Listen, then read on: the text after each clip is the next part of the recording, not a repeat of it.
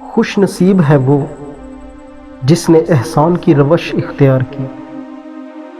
زندگی کو ایک امانت کی طرح گزارو، ایک نہ ایک دن یہ اپنے مالک کو واپس کرنی ہے۔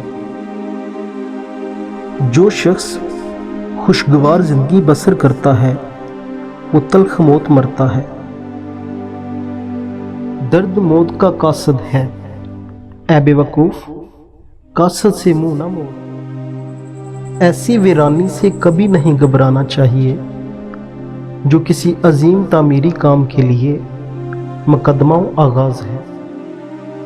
صرف پیسہ ہی رزق ہے، بلکہ عقل، ادب، چہرہ، اولاد اور علم بھی رزق ہے، اور اس سے بڑی بات کہ بہترین دوست بھی رزق میں شامل ہے۔ بعض لوگ کہتے ہیں کہ لوگوں کی غلط مداح سرائی سے ہم پر کوئی اثر نہیں پڑتا۔ یاد رکھو، پڑتا ہے لیکن غیر محسوس طور پر۔ جب تم کسی برائی سے متاثر ہوتے ہو تو جان لو کہ بیجا خوشامد سے بھی متاثر ہوتے ہو۔ اللہ تعالیٰ فرماتا ہے کہ میں ایک چھپا ہوا خزانہ تھا، میں نے چاہا کہ میں پہچانا جاؤں تو یہ کائنات کی پیدائش معرفت خدا بندی کے لیے ہے۔ اس نے مٹی سے اطلس پوش بادشاہ بنا دیا، یعنی اپنا مظہر بنا دیا۔